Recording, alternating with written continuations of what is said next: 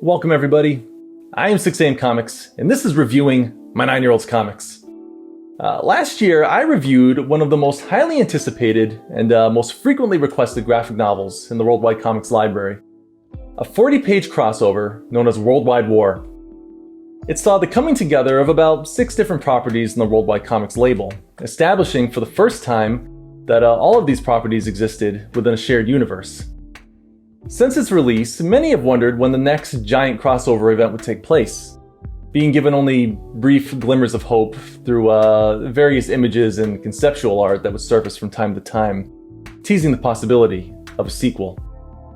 Well, I'm happy to announce that the wait is over.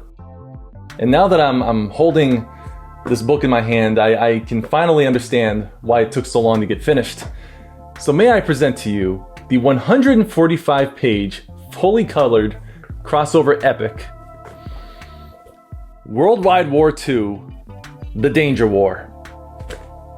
Written and illustrated by both Nolan and Ellie of World Wide Comix. So let's do it. This book has been rumored for a very long time, with various promotional images appearing throughout the months since the first World Wide War's release. At one point, the plot was rumored to revolve around all of the Spider-themed characters, headlined by Black Widow and Red Recluse, and it would have most likely featured characters like Human Spider and Tic Tac Talk.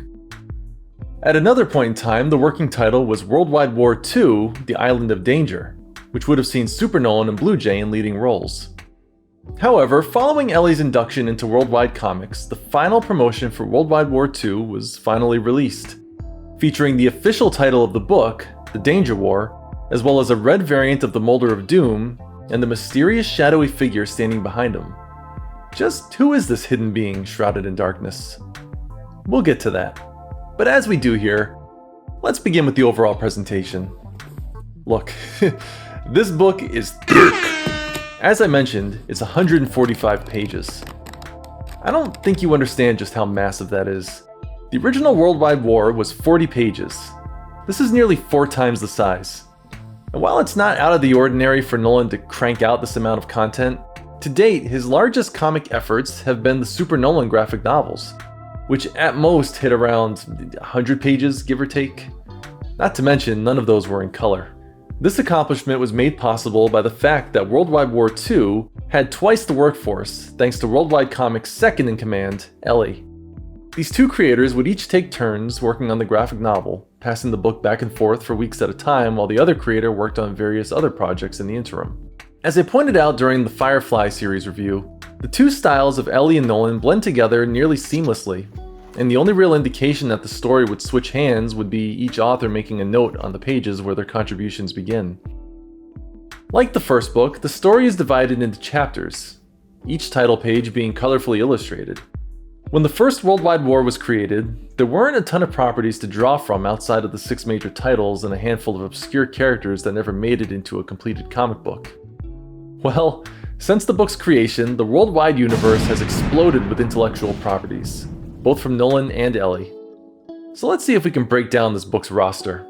Okay, returning from the first book, we have Super Nolan, Scorpion, Blue Jay, Dirt Biker, Black Widow, the League of Superheroes, comprised of Quick, Carnage, Miguel, and Max, although strangely absent is the 5th member, John, aka the Human Spider. New to the roster, we've got Dragonfly and her brother Firefly, Red Recluse, Blue Ghost, Nolan from Nolan and his Pencil Sword, complete with a new suit, Nolanator, whose book we're yet to tackle, Junebug, Super Ellie, an obvious addition to World Wide Comix, who even has a team-up miniseries with Super Nolan that we'll definitely be reviewing down the road. Red Dragon, a new character who I don't believe has an official completed comic yet, plus 2 characters created by Ellie named Frogman and X-Mark.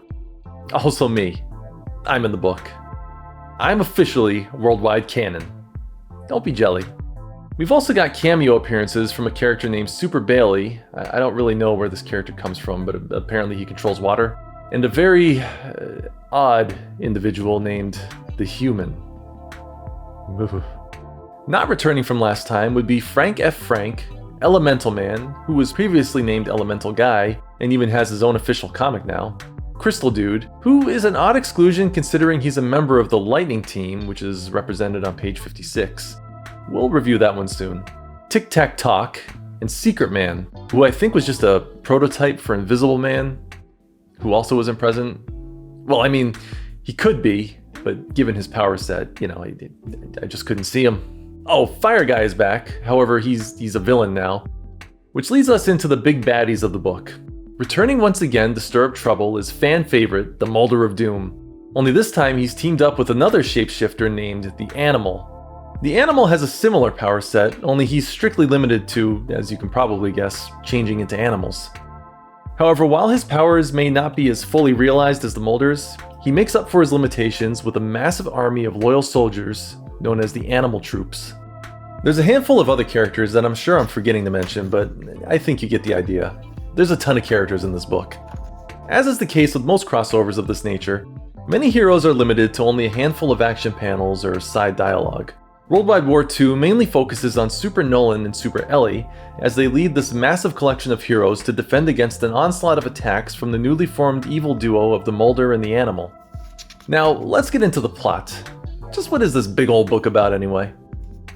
While in the first book, Molder gathered all the villains of the world to destroy all of the heroes, this story revolves around Molder and Animal simply going on a chaotic rampage against anything and everyone they can, from subway trains to highly populated carnivals.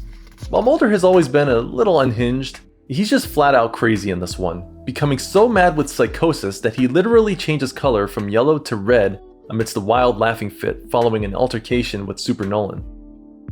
The change even concerns Animal briefly, whose demeanor is much more tame by comparison, although technically his body count is higher.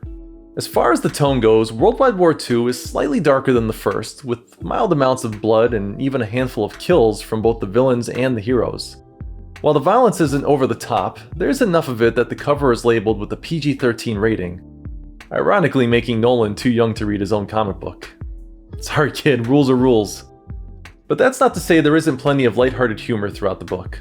There's a playful running gag poking fun at how Molder keeps getting locked up inside standard jail cells despite the fact that he's a well-known shapeshifter who can just squeeze between the bars. He jokingly keeps track of the amount of times he's unsuccessfully been imprisoned.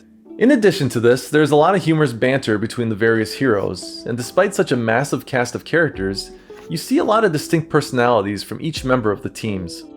Not an easy feat when dealing with an ensemble book. Personally, my favorite moment in the story comes from an incredibly random appearance from a weird little hero in the sewers named The Human, who literally shows up, says his name, and vanishes into a tunnel with no explanation for his appearance. Absolute literature. In comparison to the previous book, the action in World Wide War II is unparalleled. You can truly feel every punch, slice, slap, and tumble. Movement is presented beautifully with incredible sequential paneling and exaggerated poses. The stakes are higher than ever as there's always a looming danger to crowds of innocent civilians and bystanders. We even get to see the giant Molder robot in action from World Wide War I, which if we recall was destroyed by Frank F. Frank before it could be activated. And while non-stop action is always welcomed in comic books, we're pleasantly given room to breathe between all of these epic showdowns, a benefit of the increased page count. With 145 pages at the creative team's disposal, there was room to incorporate moments of character development and some well-timed exposition. Really, if I had any complaints about this book, it's that I didn't get even more. There's an entire universe of characters out there that I would have loved to see represented. Foxboy, Red Panda, Paperman, Super Charlie, Troll, Tank of Torture, Wannabe, Nuclear, Mathman. Well, maybe not everybody though. I think we can all agree Harvey has no business ever making another appearance in the worldwide universe. Ever. Oh my gosh. No. No. No! In the back of the book, we're treated to a little bonus game informing you that there's hidden items throughout the story for you to find. A pickle, a turd, Pringles, a coughing spider, you should get that checked out, a toilet, an ant, Jack, which I believe is Firefly's little helper, and a bone. If you find these, you are appreciated by World Wide Comix. Well, that's fun. It's always nice to be oh my good lord. Why? We've even got a list of upcoming books like Firefly 1, which we've already reviewed, Frogman and the Rise of the Licks, gross, and, oh my gosh, Super Nolan 4. Let's go! We've also got this sweet poster for Ellie's character, Frogman, which we'll have to review sometime as well. On the back of the book, we've got a slightly misleading description that was clearly written before the book's completion, as it implies that Wannabe would have made an appearance in the book. He sadly does not. Also, a character known as Red Jay is stated to be teaming up with Animal and Mulder. However, his appearance is reduced to a brief interaction with his son, Blue Jay, at the beginning, which ends in Blue Jay being severely injured and Red Jay being severely dead. I think he'll be back though. Truly, this book is a testament to the power of World Wide Comix' ability to crank out a banger of a graphic novel. If the combined efforts of Nolan and Ellie can create something as unfathomable as a 145-page crossover extravaganza like World Wide War II, there's no telling what they might accomplish down the road.